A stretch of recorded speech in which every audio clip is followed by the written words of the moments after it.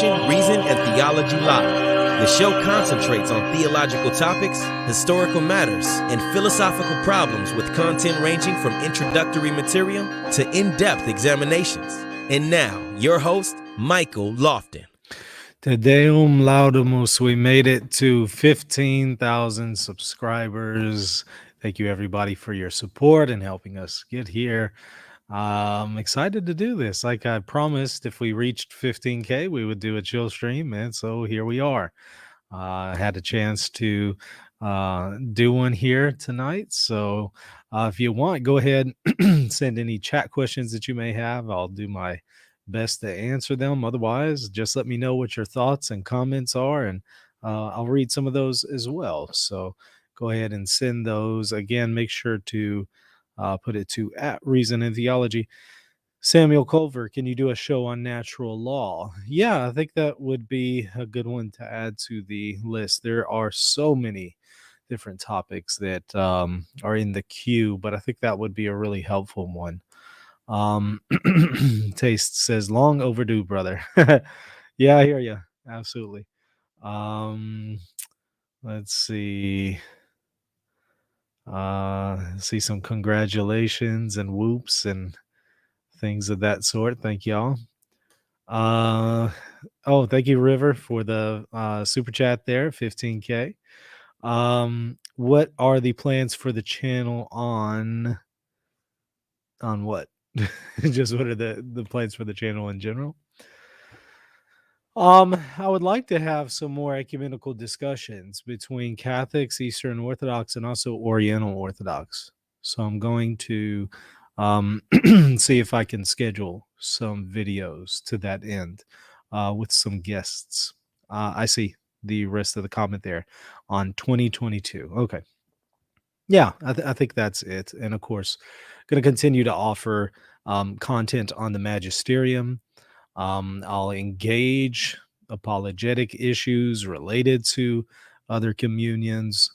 And I'll also, as I tend to do, poke some of the holes in some of the things that we as Catholics are saying. So that won't change, but I do want to have somewhat more of an emphasis on evangelizing non-Christians and also doing some more ecumenical discussions.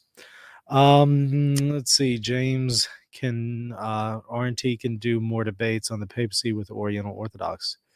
I think we could probably do that. I have somebody in mind that I want to bring on. Let's see how that goes.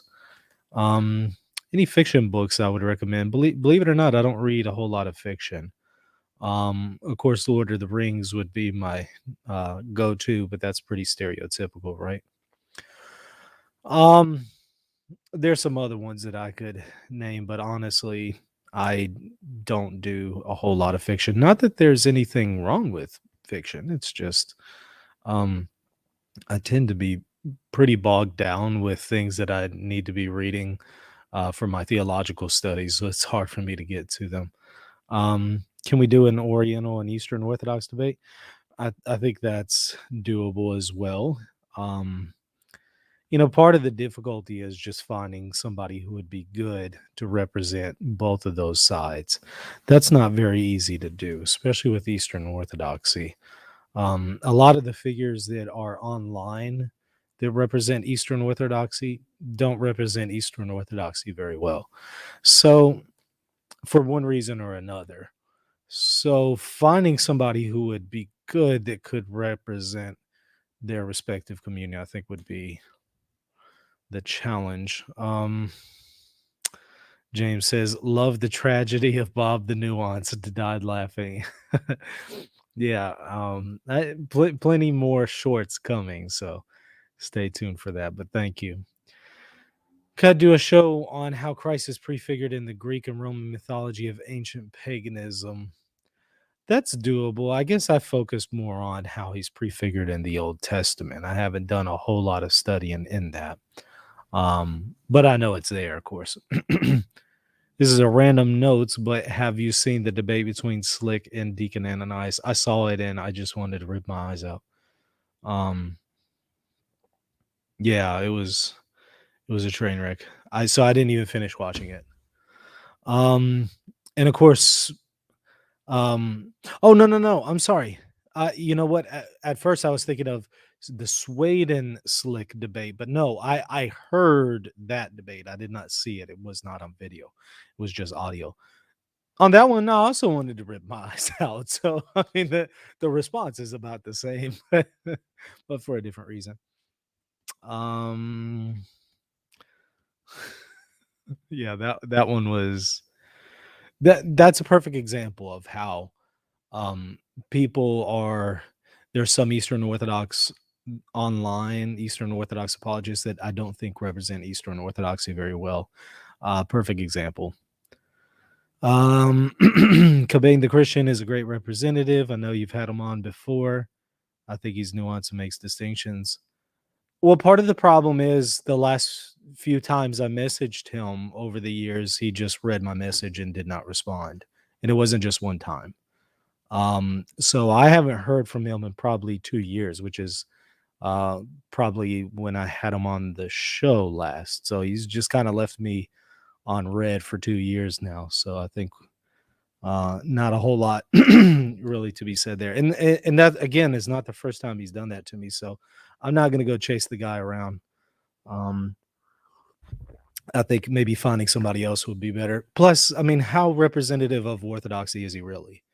He sounds more Catholic than he does Orthodox on many things. I don't know, even though he might be a good guy, I don't know how his perspective, how much it really represents Orthodoxy. Um, let's see. Pastor Bruce versus the Diamond Brothers. That would be fun. I wouldn't host it, but I would watch it. Um, a tech equipment live streaming tips episode would be cool. Yeah. Yeah. Reason in theology, Elijah says sources close to the situation suggest that you're doing another collab with Fawaz. Yasi can confirm question mark. Yeah, we're gonna do another collaboration. We're gonna do another skit. It's gonna be fun. So y'all stay tuned for that. Um, I need to talk to him about that again. We need to probably do that this week if possible. I've been doing those shorts as y'all know. And if you didn't know, go and check out the YouTube page and you'll see at the bottom the different shorts that I've been doing lately. But one is going to be with Fawaz again. We'll do another video. It's been a while since we've collabed on a video, so we'll see. What was your 2021 highlight so far? EO versus Catholic conflict, the latter controversy. We can go to the Pope's statement. That is such a good question. I don't know. Because so many things have happened in 2021. What would be the most distinctive? I don't know. I'm gonna have to get back to you on that one. And we still got we still got a little bit, more time left in 2021. So Longinus of Jerusalem, tables, ladders, and chairs match. Special guest referee Michael the Nuanced. We can go to the Pope. Yeah, we need to probably need to play that clip. I made a highlight clip out of that James White statement where he says, "We can go to the Pope."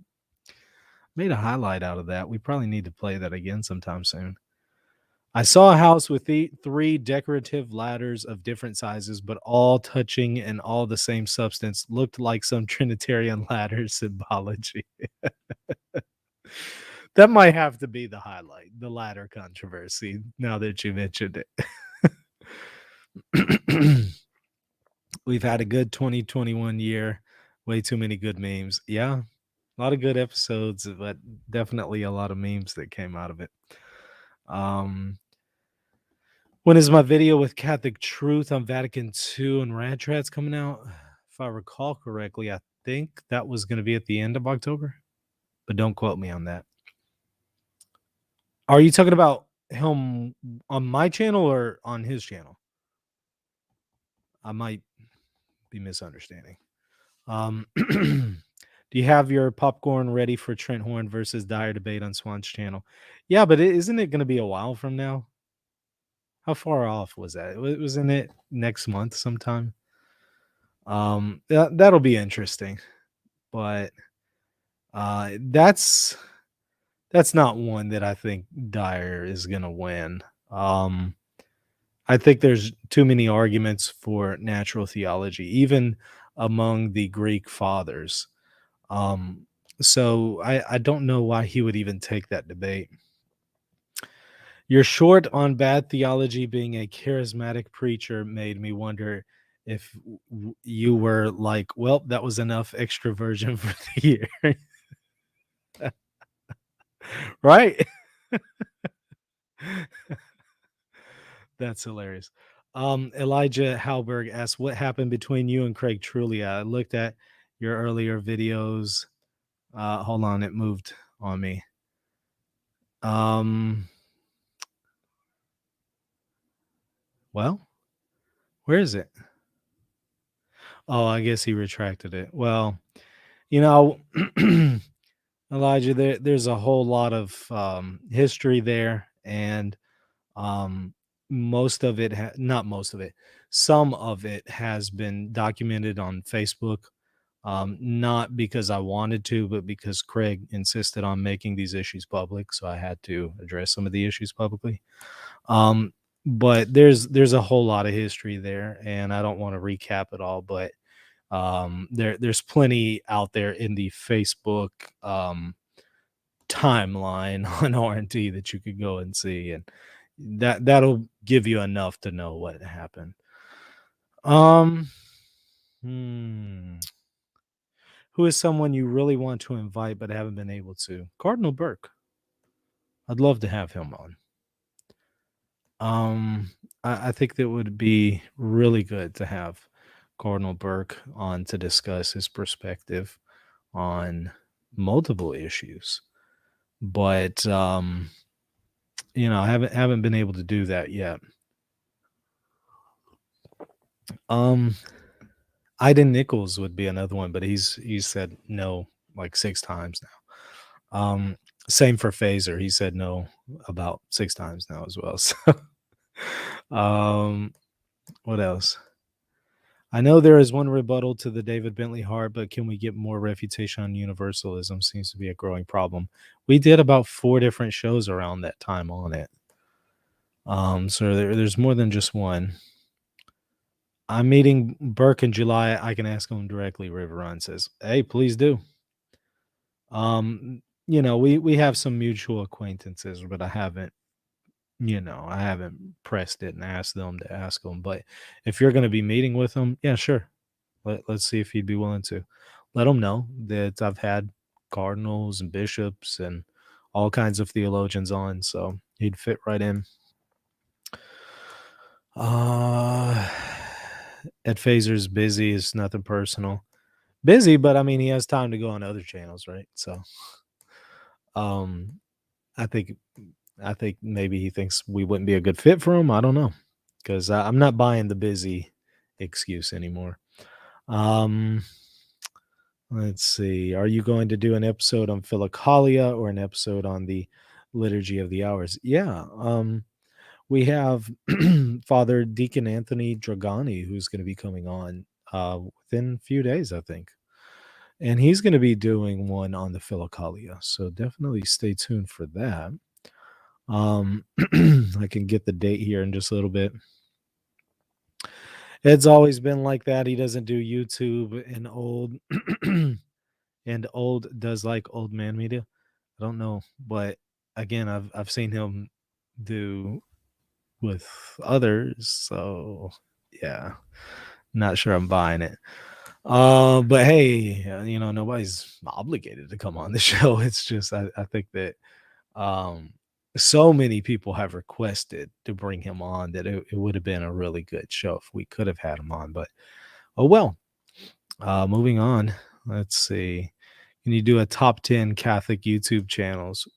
For sure. I think that would be fun. Any ideas for new shorts? Yeah, we're going to be doing one here soon on Fatima, Kevin and I. So stay tuned to that. Is it possible for Riveron to make more than one podcast a year? He's going to be coming on tomorrow or the next day, I think. to do some stuff on liturgy. So stay tuned for that. Get Brother Barry on. Are we able to find Brother Barry these days? I tried looking him up the other day just to see what happened to Brother Barry. I mean, is he still preaching? I couldn't find anything about him, but I didn't look that hard either. I wasn't trying to stalk the guy, so um can I do a Steven Anderson short? That would be funny. Father Isaac Marie Rayea, or Yaya, I forget how to pronounce his name. Have him on your show. He's awesome. Didn't he kind of go off the deep end? I forgot. It's been years since I've listened to him. Any more Protestants coming on the show soon for an interview or a roundtable? I reached out to a whole bunch about 2 weeks ago and got pretty much no's from all of them. And I don't know why. I don't know why. Not, you know, I didn't tell you the reasons why they said, but I just kind of wonder why it's the case that it's so stereotypical. That you contact 100 Protestants, maybe 99 of them are going to decline. Maybe only one is willing to come on. I don't get it. I would think that they would want to talk with Catholics. If you are in opposition to another communion and you've left that communion on theological grounds, then you should be willing to have discussions with them. But I think in reality, the vast majority of them know they're not prepared for such a discussion. But I mean, I was reaching out to theologians and scholars and professors, which in the Protestant community isn't saying much anyway, unfortunately. Not when it comes to these matters. So it was just, I got the stereotypical responses from them. So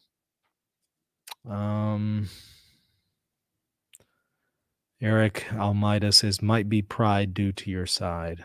I don't know what that means. Jew versus Christian debate could be neat and would be a classic. I've tried to arrange that. Tried to. Have you reached out to Stephen Nimesh? No, I don't believe I have. But I was thinking about that. So if you think you would be a good person to have on, maybe I can do that.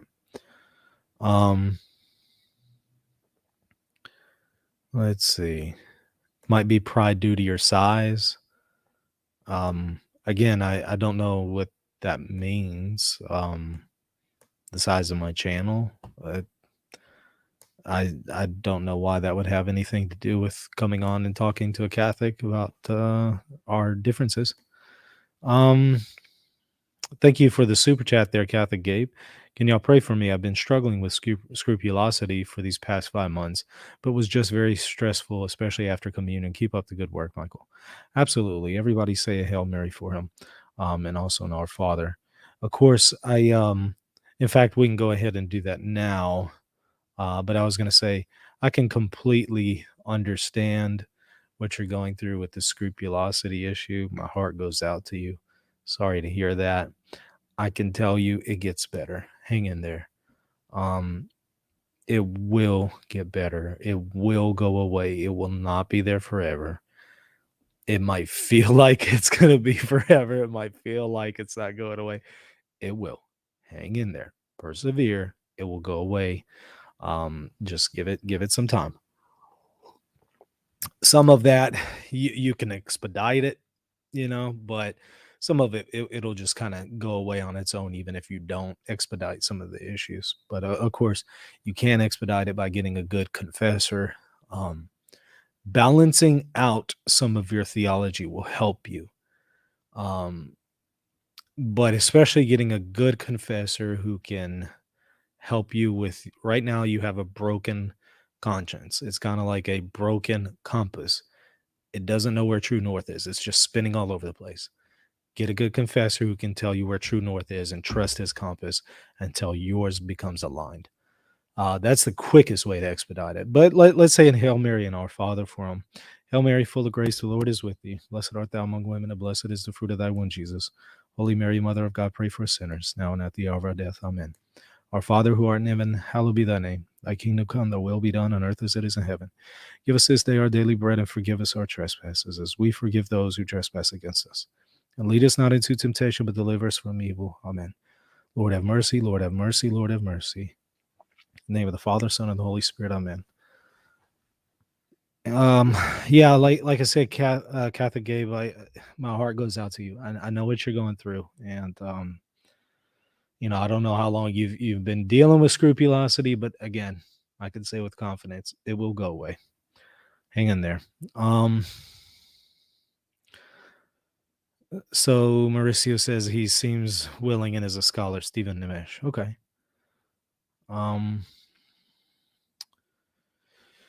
Where can we learn more about Bob the Nuanced? Well, if you remember about the skit, I mean, it's an Orthodox legend. You'd have to ask it. You'd have to ask an Orthodox about it. I'll ask the Abbey at Clear Creek if he wants to come on. I visited Clear Creek a while back and spoke to the Abbot. Great guy. I loved it. Loved the monastery there. Was really impressed with their liturgies. Of course, they do the missal, the older missal, and I like the way that they celebrated it with such great reverence, and it's kind of cool to see them do multiple liturgies, at each side altar. I appreciated that. My Eastern sensibilities wanted to kick in there, but I could still also appreciate the Latin tradition there. So yeah, if he'd be willing to come on, I'd love to have him. I got a buddy named who's Justin who debated a Jew in the past. Name's Philo. Maybe you should read his work and have him on. Well, if you can email me the information, I'll take a look.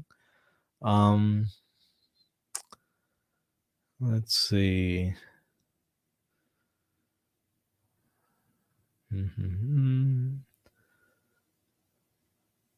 Any thoughts on Germany's latest vote for heresy and all that fun stuff?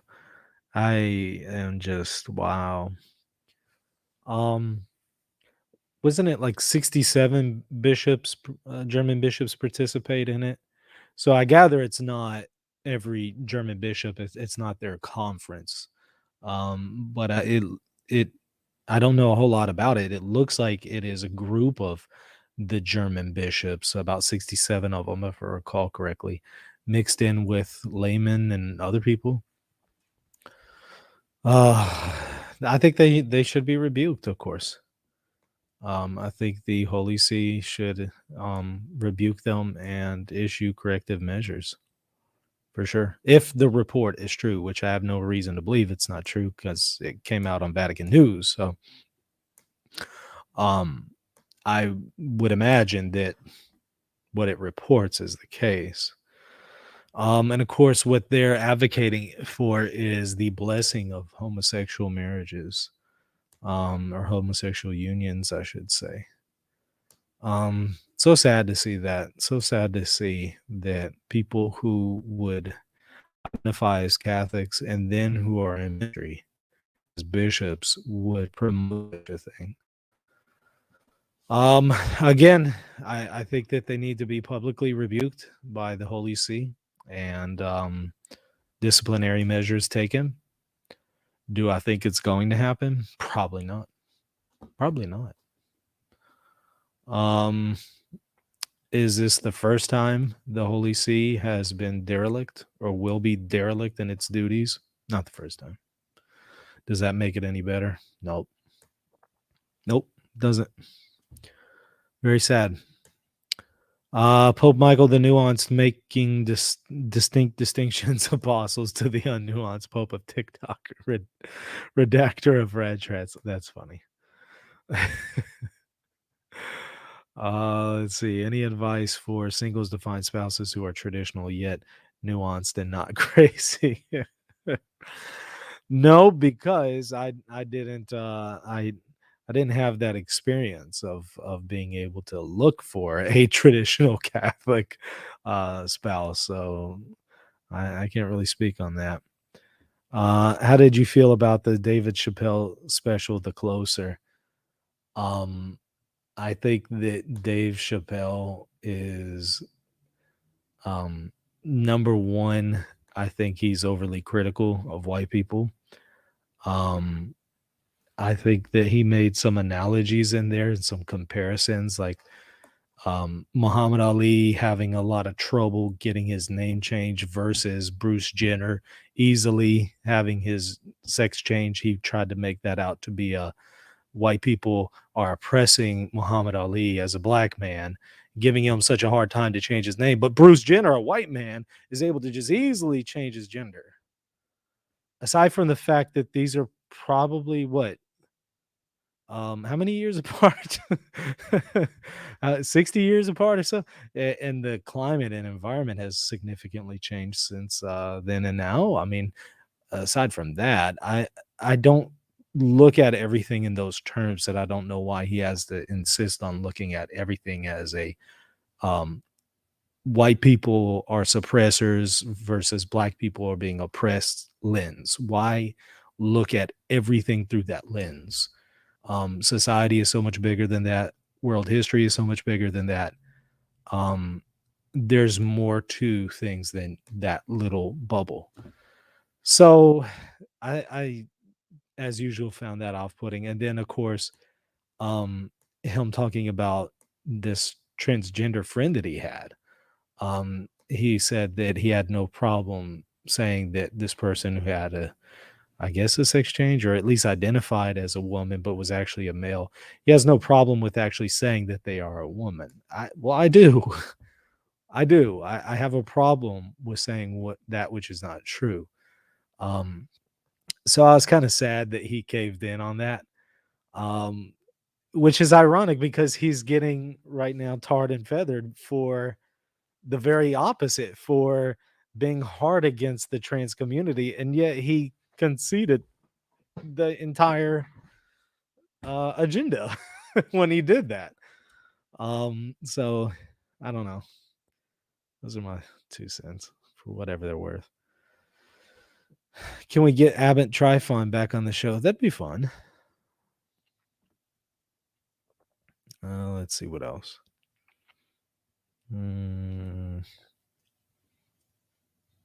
Pope Michael II. What do you think of Diane Montanga's reporting that Pope Francis lied about the reason for Traditionis Custodes? I have not seen that, but what's the evidence for it?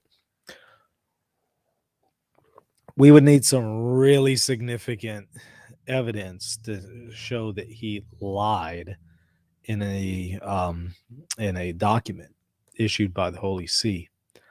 So maybe if you can put in the chat, the evidence that she offers, I think that would be important to take a look at.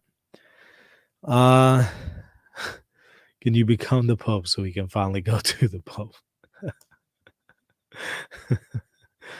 Again, I think the next Pope that we're going to get is going to be even more liberal than the one we currently have. So get ready. Brace for impact.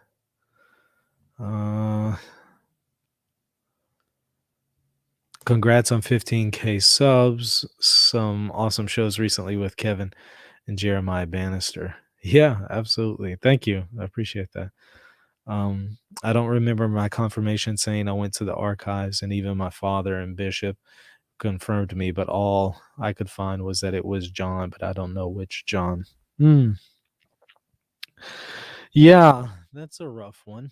You know what? You could probably, in such a case, pick which John you want it to be. I know that won't make it official, but for practical purposes, that will help you move forward with it. So if you choose John the Apostle or John the Presbyter, It's a joke there. Or, St. John Chrysostom or somebody like that. I don't think that God is going to zap you and say, no, that wasn't the actual one that you were confirmed with. How dare you? Um, your favorite rosary mystery, the sorrowful mysteries, but I don't really pray the rosary. I pray the Jesus prayer. So again, not knocking people who pray the rosary. That's great. It's wonderful, but I don't really, I, I use mostly Eastern prayers. But I'll use some Latin prayers on occasion. But yeah, I'm pretty 90% of my prayers would be more from an Eastern tradition. Again, not knocking the West and the rosary. That's fine. It's just not what I tend to use in my own personal piety. Let's see what else.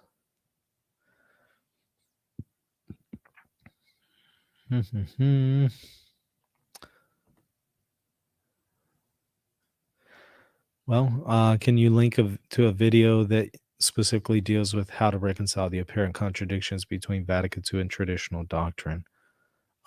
Yeah, just go to the playlist that I have on this channel under Vatican II. I do that.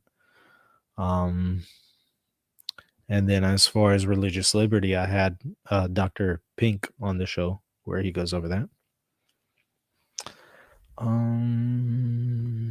Let's see. What do I think about vaccine mandates? I don't think that one should be required. And in fact, I'll do a video on this probably within the next few days. But I just found out on Friday that my employer is requiring everybody to get vaccinated unless they have some kind of religious purpose and religious exemption or something. And I don't know what hoops I'll have to jump through to get that. But if I'm going to receive it, it's going to be because I believe that that's best for me or the people that I want to protect. It would be because of my own choice and not because I'm being pressured financially. So I'm very opposed to pressuring a person to receive this thing, threatening them with losing their job or something like that. I think you need to let people make that kind of decision. If we start mandating those things, what's the next thing we're going to mandate? Once we start going down that path, where is it really going to take us?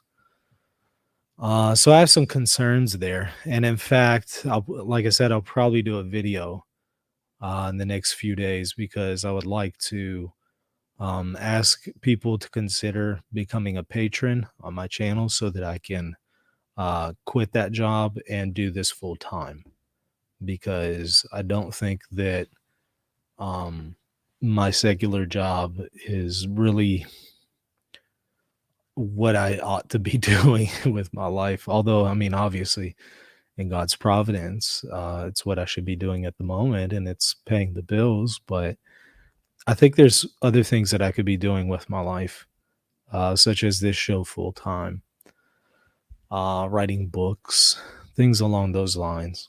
I think there's other things that I'm more suited for than my secular job. So I've let it just be the way that it is until now, where my employer is saying, okay, well, people who are employed here have to get vaccinated. I'm not okay with that. Again, if I want to get vaccinated, I'm going to make that choice by myself. I'm not going to be pressured by anybody. Nobody's going to make me do that. I'd rather die starving than let somebody do that to me. No, I'm not going to do that because I also have other people who depend on me. So I'm going to find some way to take care of my family. But I would rather, lose a great deal before I let somebody tell me what I'm going to do with my my decision on this matter. So that's kind of where I'm at again. visit patreon.com/reason of theology if you want to support me so that I can, get into a position that I can do this full time. The the Patreon has really helped kind of orient me in that direction. I'm already headed in that direction.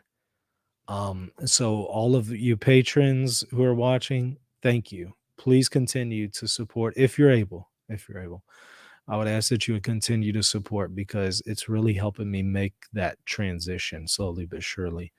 But if others are willing to consider becoming a patron, that would help expedite things so that I can continue to orient myself in that direction, and I can do this full time. Let's see. You and Trent Horn have a good chemistry. You should get him on the channel more often. I think most people agree. Well, I can't say anything right now, but stay tuned for some information there. You'll know more soon. Let's see. What's this next comment?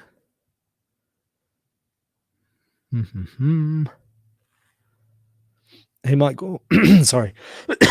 Hey, Michael, I'm thinking about being Catholic, but Catholics are so divided, negative and difficult currently. They don't talk in positive Catholicism. They just talk bad about the Pope and everyone else.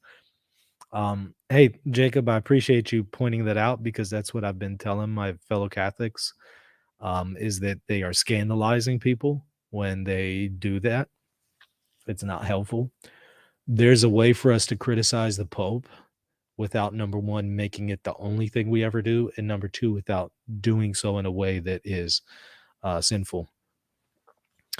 And I think too many times we cross the line on there, and I know I have as well, and for that I repent. I have crossed the line there too many times myself, and after studying the magisterium more and studying history a little bit more, but especially the magisterium, I realized that's not okay. That's not right. That's not the right approach. And then seeing the effects that it has on people.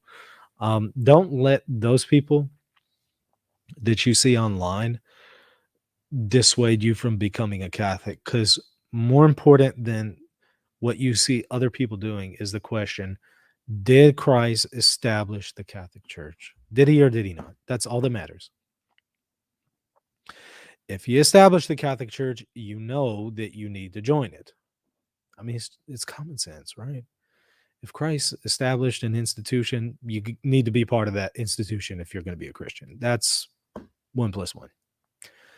But the question remains, did he establish the Catholic Church? That's the question. So the question isn't, well, do I have a good experience? Or there's a lot of people around me that are scandalizing me with what they say about the Pope. Those things all might be true, but at the end of the day, we still have to ask the objective question. But did he establish this church? And does he expect me to join it? You'll want to research that and let that answer dictate where you'll go. Have you thought about bringing some prominent Orthodox theologians to discuss metaphysics? I'd love to. I'd absolutely love to. You can get me some connections.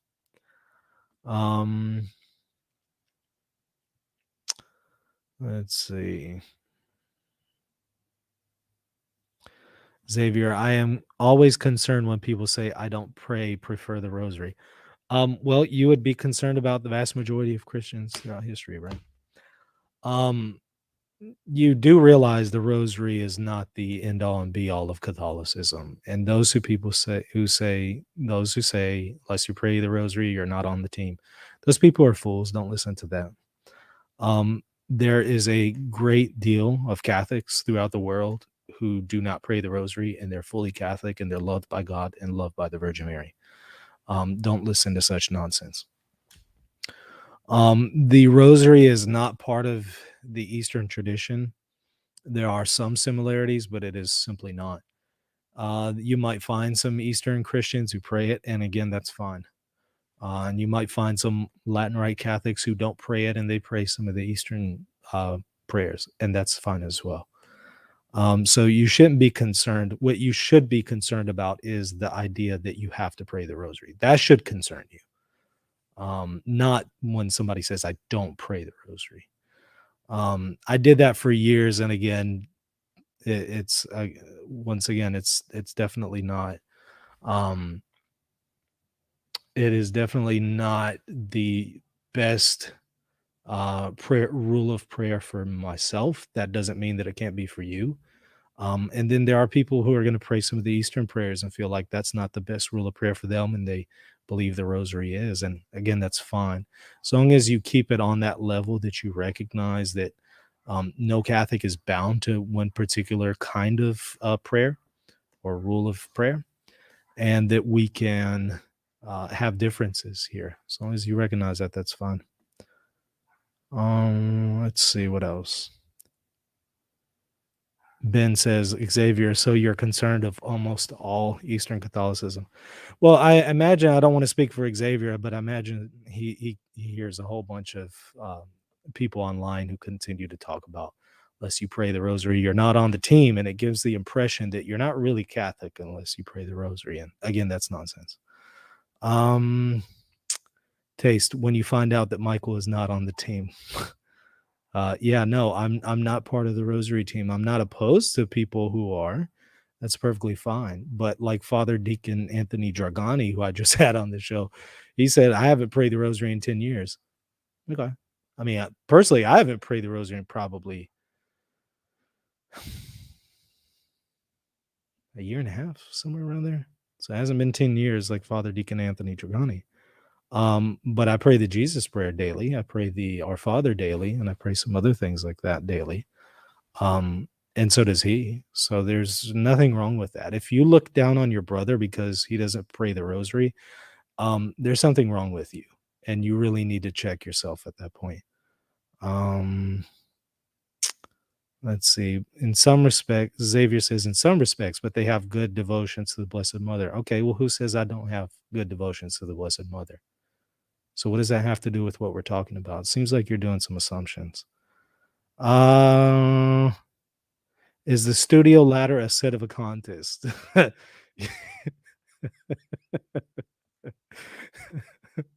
I I still don't get the phenomena of the ladder. I have it over there, and I haven't used it in any of the shows in a while, but it still gets mentioned in every show. um Jedediah, I can't force people to support you, but I may very well increase my support. Hey, I appreciate that. Whatever you can do.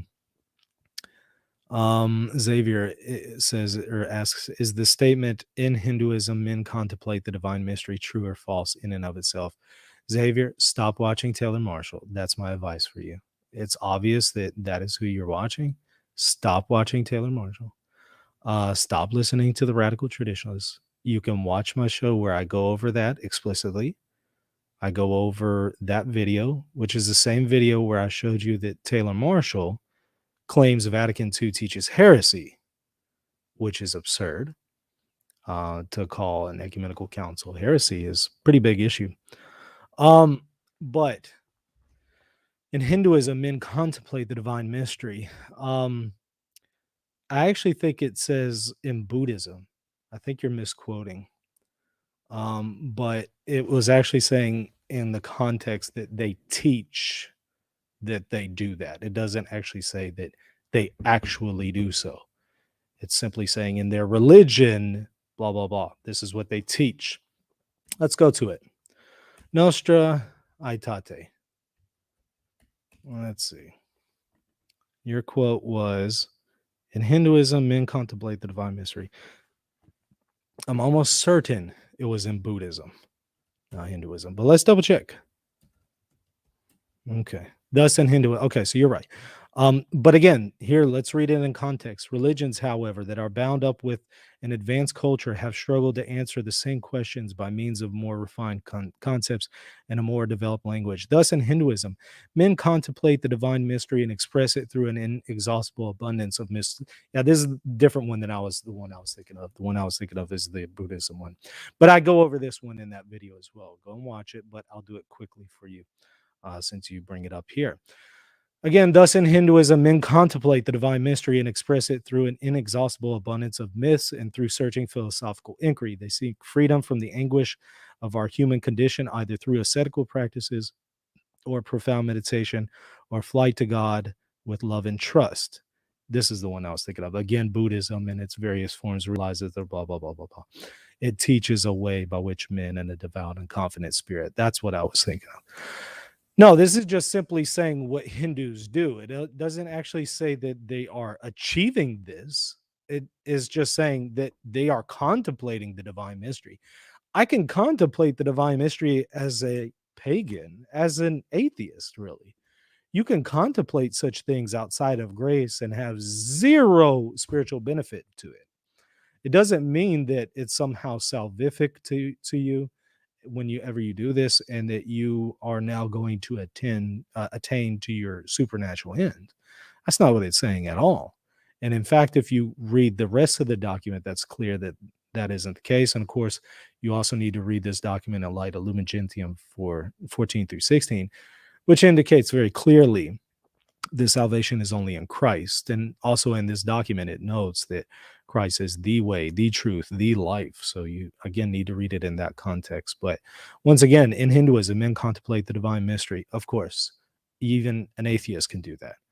The question, however, is when they contemplate the divine mystery, do they do so in truth? No, because it's bound up in paganism. Whatever truth that they would have to it, it's mixed with so many errors that it doesn't really do them any good. And then again, that's the second part. Does it actually do them any good? Is it salvific? Absolutely not. Of course, it's not salvific. So don't read into the text. Stop watching people like Taylor Marshall. That's my advice for you. I see a super chat. Let me grab that. Thank you for the super chat, by the way. Everyone say a prayer and discern if you can support Michael and RNT. His work and knowledge is invaluable to the church in its current state. He's helped me avoid radical tendencies I've had. God bless you, Michael. Hey, I appreciate that super chat and thank you for that. Let's see. But if you move, you have to pack all those books. I'm not moving. I wouldn't move if I do this full time. So I don't get the moving part. Where's that coming into the picture? I guess if I wouldn't be able to afford my current place or something. I don't know. No, I'd figure something out, but I'm definitely not going to be forced to take something unless I believe I should take it. All right, let's see. I think I read that one already. Hold on. Let me move past that one. Hold on. Okay. I just started my own interview show. It is but a baby. Had Dustin Quick on. Would love to interview you on the Magisterium. Yeah, shoot me a PM and we'll set up a date. How's the St. Jerome Study Bible coming? I had to put that on hold years ago when I started my master's, and I still don't have any time to complete it. It'll be a long time if I'm able to complete that. My chat moved on me. Sorry. Sam, thank you for your super chat. What is your response to the claim that Jesus's gospel predictions of his death are prophecy ex eventu because they appear formulaic, spat upon, scourged, mocked? That seems like it was added later on. Yeah. I don't buy into this idea that reads scripture in such critical way that it takes away any kind of prophecies or the supernatural. So I don't read it in that way. What would be in the text itself that would necessarily lend itself to that, I'd have to get back to you on that one specifically. But of course, I start out by faith, right? I start with Christian faith that I believe this is the word of God, and I work from there.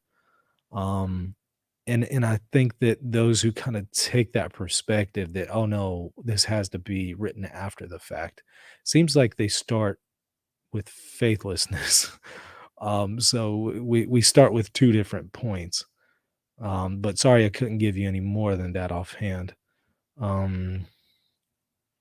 Let's see.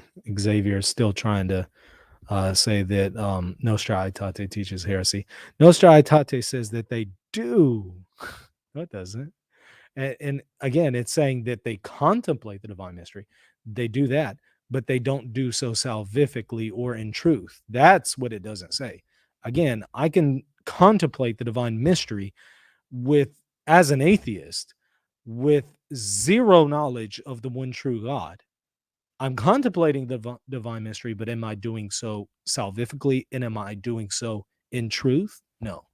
And those are things that the text does not say. But what it does say elsewhere is that Jesus is the way, the truth, the life. Salvation is only in him. The fullness of the truth is in him. So again, you need to read it in that context. If you're going to rip Nostra Aetate out of context, why don't you do that with Trent? And why don't you do that with Nicaea is my question to you. Are you a Sedevacantist, by the way? If you can just let me know in the chat, because you sound like one. Let's see. Looking through the chat. Development of the liturgy series when? I think it's in the next 2 days with River. He'll be coming on to do that series. Michael, the de-radicalizer. That's funny. Let's see. Xavier insists, I didn't interpret it. I just quoted it. That's what every heretic in the world says. Xavier, you can't be that naive. Are you kidding me? Every heretic in the world would say, Proverbs says that wisdom is created and Jesus is the wisdom of God, right? Oh, but you're misinterpreting scripture. I didn't misinterpret it. I just quoted it. Again, every heretic throughout the ages has said the same thing that you're saying. You cannot possibly be that naive. And clearly you're trolling, so I'm booting you. And you're probably a Sedevacantist, so you shouldn't be here anyway. I generally boot Sedevacantists immediately, not because I don't want to reach them. I do, but just because 99% of them make things very toxic, and things do not, they are almost never fruitful. So I generally block them on site. There's not a whole lot of reasoning you can really do with them. Let's see. Is there going to be a Kyle Marks birthday live stream immediately following this one? When is Kyle's birthday? That's funny. Is it today? Put it in the chat. I want to see. Let's see. What else?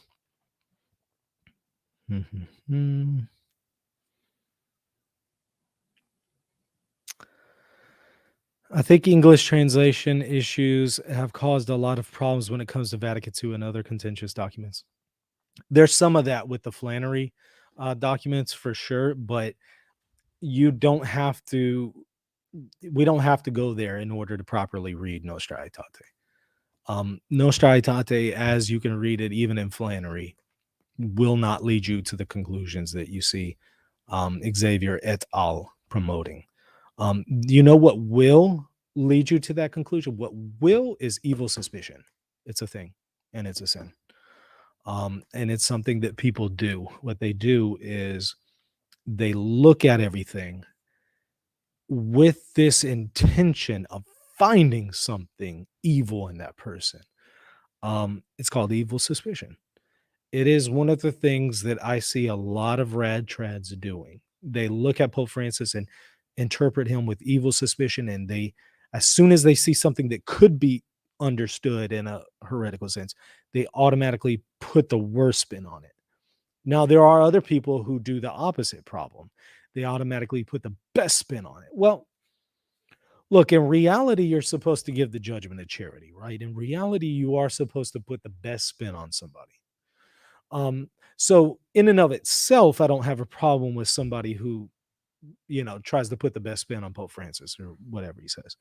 Okay. But I think that the people who do that still have a danger of putting the best spin on something that can no longer be given that judgment of charity. In other words, it's clear that that's not the case. We need to recognize it for what it is. That's not what he means. Again, and people on the other end of the spectrum, what their danger is bearing false witness. and rashly judging somebody. I want to avoid both of those. I want to start with the disposition of, okay, I am going to give the person the judgment of charity on here, but if it becomes clear that I can no longer give them the judgment of charity on this matter, I'm not gonna continue to do so. I'm going to say that that person is wrong. Xavier isn't a sete. Well, he's heading for being a sete, that's for sure. Kyle, it's your birthday. Really awesome. Well, happy birthday. I did not know it was your birthday. That's awesome. Let's see. Give Kyle nuanced advice for his birthday. Kevin Simmons says, I prefer Tanner's translation, but I always check the Latin. Yeah. And I got Tanner right over there the other day. I had to pay a lot for that one. That one is no longer in print and not available anywhere. So I had to pay a pretty penny for it, but it was well worth it because I have to have it for my dissertation. So didn't have a choice. Let's see. I think there's another super chat here. Hey, Michael, thank you so much for your show. I'm new to the church, and I was wondering if you could give a quick explanation of why Orthodox have a different biblical canon than us. And this is from Mr. Smith. That's a really interesting question. Of course, if you open up the Orthodox Study Bible, it has a really helpful chart in there where it breaks down the Protestant canon, the Catholic canon, and the Protestant canon there. Part of the problem, however, is actually the Orthodox are not united on the issue of the canon. And so you can see this with the Filaret Catechism, Pomazansky's Dogmatic Theology, and then compare it to the Orthodox Study Bible. You're going to get some different views there on the canon. So actually Orthodoxy doesn't have a unified canon. But why is it that they have some of those extra books? There is somewhat of a debate on which books were accepted by the Council of Carthage, if I'm recalling correctly. I'm going off memory here, so I could be mistaken. Please don't quote me on it, but I think that that's the case. I'd have to go back and look. But I know later on, was it Trullo? Trullo that gave you those books? I'm pretty sure it's Trullo. And then later on, 1672 gives you their canon as well. But as far as why did they make those decisions? I think it was because of a dispute on which books Carthage accepted. But again, I could be wrong on that one offhand. I'm just responding, since it's a super chat without having looked at it in a while. Thanks for all you do. Thank you for the super chat. Thanks for all you do, Michael. You've de-radicalized me too. Is it listed for me as the only Catholic in my family to go to my niece's baptism? Thanks. And this is from SM Rick Music. Okay, so your niece's baptism. So I guess your niece is Protestant or Orthodox. Is it licit? Yes, it's licit. It was even prior to the Second Vatican Council, licit in some cases for you to go to like a Protestant funeral, as long as there was no active participation, like singing the Psalms or something like that. Post Vatican II, there's definitely been a reform there where there could be some participation in the singing of the Psalms and songs, as long as they are things that are not contrary to the Catholic faith. You could participate them, but simply being a witness to their baptism, yes, that's licit. Whether they're Protestant or Orthodox.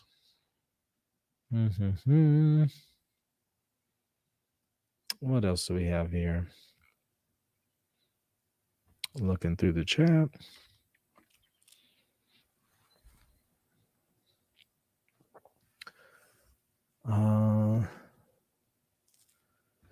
Do you believe in aliens? And what implications do you think the possibility of aliens existing has for Christianity?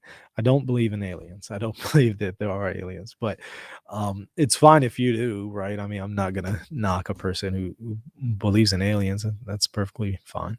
Um, I just haven't seen any evidence, enough evidence for me to believe in aliens. As far as the possibility, the implications of them, well, the first question that comes to mind, and I addressed in a previous video, is, well, do they need to be baptized, right? How do we deal with this since Christ became a human and redeemed the human race? What do you do with rational beings like aliens that are not human but might sin, for example? What do we do there? That opens up a huge can of worms. So um let's see. Okay. Topper 009, can you explain what a person who is not invincibly ignorant must do to be saved that an invincibly ignorant person does not need to do? All right, let me make sure I'm getting this right. Let me read that again. Can you explain what a person who is not invincibly, okay, so they're not invincibly ignorant, so they're culpably ignorant, must do to be saved? If they're culpably ignorant, um there's no possibility for salvation unless you join formally the church, right? um that's if you're culpable. The very definition, right, is you're culpable for that sin. So the only way to reverse that is you can't forget that knowledge. So you can't reverse it that way. The only way to really reverse it is to correct it by joining the Catholic Church formally. um that an invincibly person does not need to do. Well, all people need to formally enter into the Catholic Church, vincibly or invincibly. Everybody needs to enter the church. But if we're speaking from God's perspective, somebody who's culpably ignorant is going to pay the consequences for that. Whereas somebody who's not culpably ignorant, they're inculpable, they won't suffer consequences for that. They might for other things. Just because you're invincibly ignorant doesn't mean that you're not sinning against your conscience every single day. Um, Somebody who is invincibly ignorant might not be accountable for not knowing about Christ, hence invincible ignorance, but they're still going to be accountable for violating their conscience, right? How many people do you know actually follow their conscience? It's a fair question. Do you follow your conscience? I know I struggle with that. Do you? Okay, so what about the next guy who doesn't have the sacraments? You think he struggles with his conscience? Probably. So what about them? Well, um, God would have to give them some kind of extraordinary grace, right? And what is the likelihood that he would do such a thing? Ask God. He'll tell you. Ask him that question. As for us, what we're supposed to do is call people to the church. That's what we're supposed to do. Mm, Sam says also Jesus's predictions are worded and explained differently depending on the prediction. Some say scourged and mocked, and others just say he'll be handed over to mention the elite. But those aren't mutually exclusive, are they?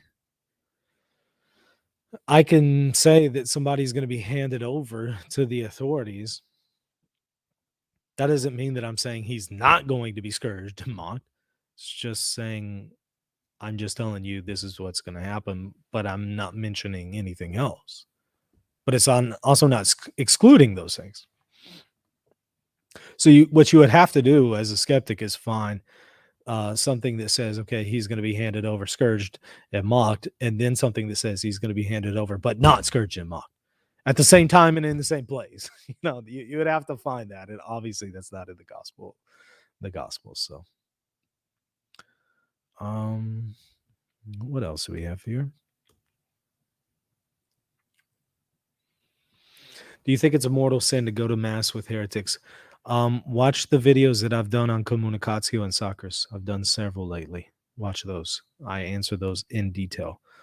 I go over um, Thomas Crean's article on Communicatio and Sacris, and then I go over Callistus Ware's article on Communicatio and Sacris. And in fact, right behind me, I have another one by De Vries that I'm reading on Communicatio and Sacris, which I'll be doing soon. So, short answer is you cannot go to mass with formal heretics. That would be against divine and natural law. Could you go to mass with material heretics? Obviously, you go to mass every single Sunday with material heretics. So,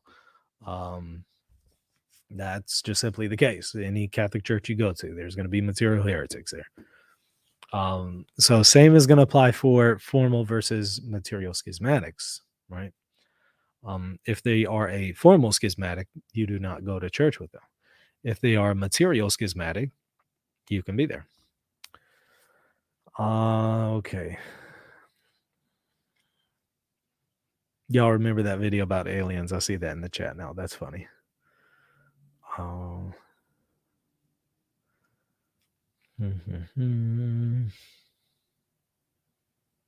Looking through here.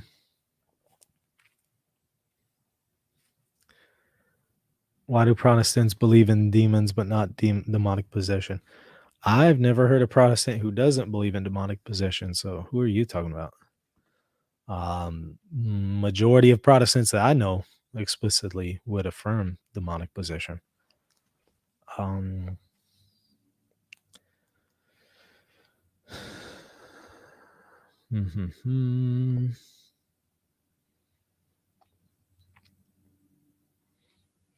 Catholic Gabe. I can imagine Jimmy Akin falling off his chair laughing watching that video of him being accused of a polytheist. That was classic, right? That probably was the highlight of the year. That one right there when we had that call where Akin and myself were basically accused of being heretics. That was the best thing right there. I enjoyed that.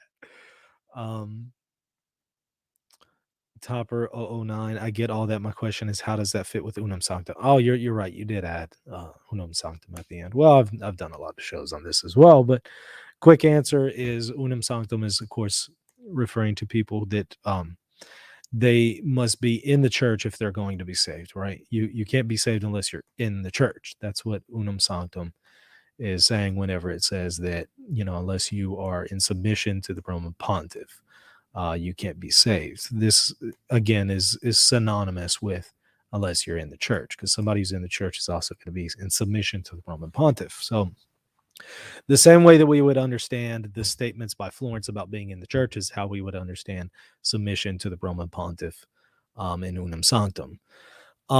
Somebody could be in the church informally, right? And so thus somebody could be in submission to the Pope informally. It's the same thing. Here's the question. Would the person submit to the Pope if they had known that God required it of them? If the answer is yes, then there's no sin there. Unless they could have known that they had to be in submission to the Pope very easily, right? Unless they're just willfully choosing not to know that, right? So we're assuming somebody who is invincibly ignorant about the knowledge here, right? So we are assuming invincible ignorance. The question is, for that person whose ignorance couldn't be easily dispelled, if they had known that God required them to be in submission to the pontiff for their salvation, would they have submitted? If the answer is yes, then you can say that person is not going to be spoken of as excluded from the church, because their disposition is there. They just don't know. But if the answer is no, they still wouldn't have submitted. Okay, well, we got a problem now, because their disposition is not to obey God on this matter. So that's how I'd understand it in light of Unum Sanctum. How do you manage to keep your faith strong while being in a secular environment that acts and believes contrary to it? Very important thing is to have a daily rule of prayer. If you don't have one, start one now. And start out, if you are starting out, start out light. Don't overdo it. Start out light and work your way up. Kind of like working out, right? Let's see.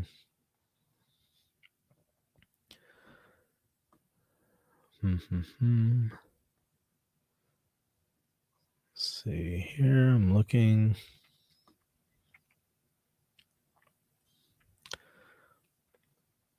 Well, I don't see anything else.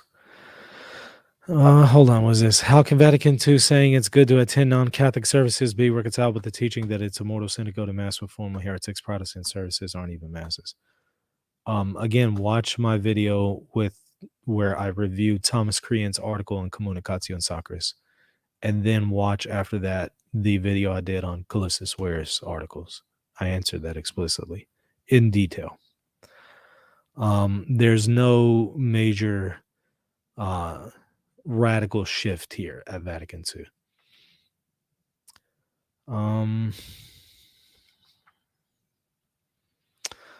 Wiggly Shirt says that's a funny name. Wiggly Shirt. That thanks, Michael.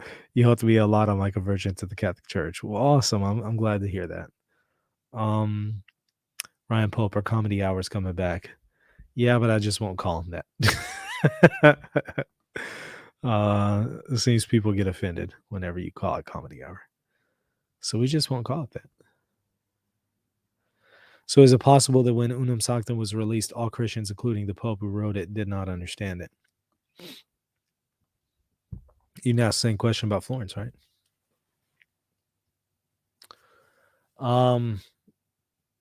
You can ask, especially about Florence. What do we do with that? The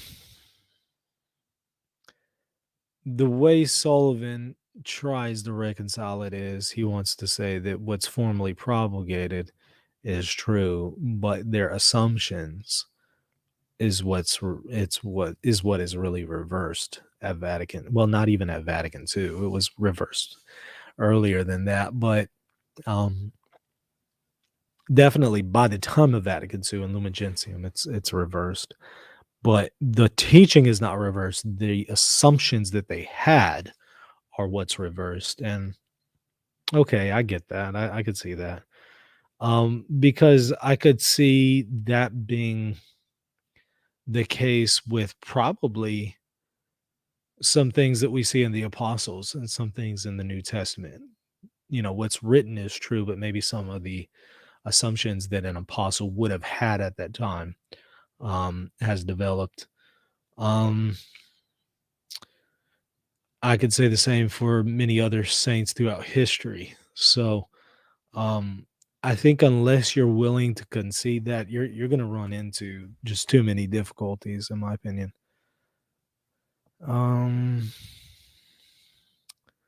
How do you read as much as you do and retain it? Any tips? Thank you, by the way, for the super chat.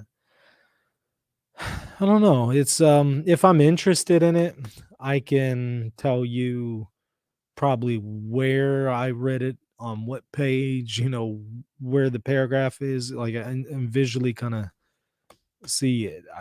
If I'm interested in it. So if I'm interested, I will remember it for a long time.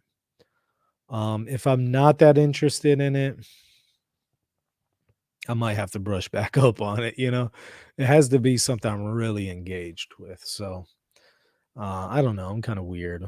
If I'm really interested, though, it'll be retained for 15 years or so, maybe longer. But not as interested. I make notes in my book and I can just go and quickly look over it.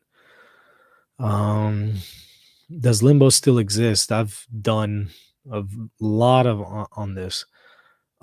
Limbo is a possibility still, absolutely.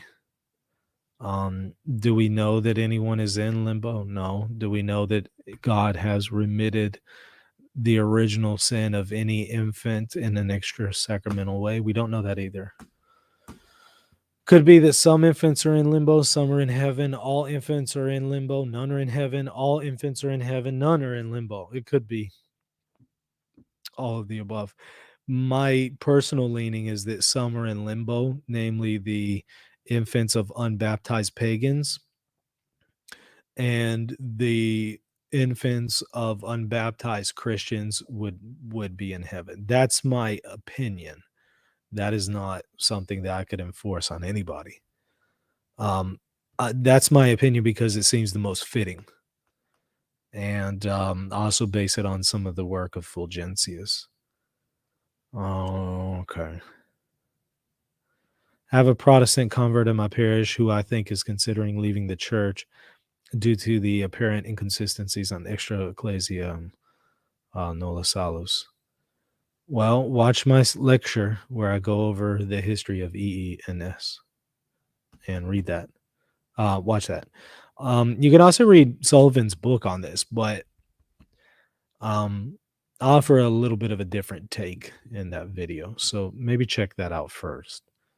It's definitely not something to leave the church over. It where would he go?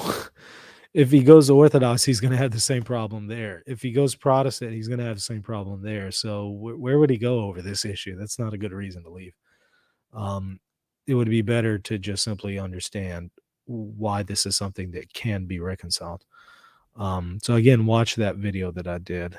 It's a lecture on extra ecclesiam nola salus, or yeah, no, it's somebody put it in the chat. Thank you. Understanding no salvation outside the church is the name of it. Thank you. Yeah, go and watch that. It's for free.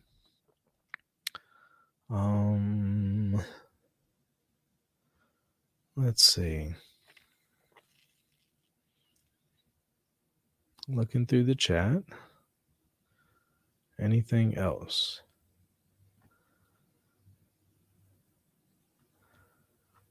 If aliens were humans brought to another planet, but they had to adapt to that planet, how reliable would DNA testing be? I don't know. Any question if aliens in it already? I don't know.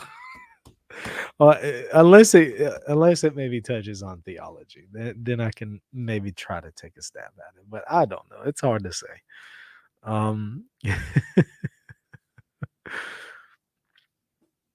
What if we are the aliens? If the real humans were displaced and put elsewhere, we were brought over here a long time ago. How do we know we're not an alien? Wow, yeah. Those are the kind of questions that keep you up at night, right? Has there been any serious discussion about DNA analysis of Eucharistic miracles? I've never heard of one. How would you do a DNA? Well, seems like I've heard of something to that effect now that I think about it. RNT and the globe is just one of the micro worlds you captured, right? Kyle, can we say the term hypostasis developed? What it most certainly did. Nicaea seems to indicate God is one hypostasis, while Constantinople too seems to indicate he's three.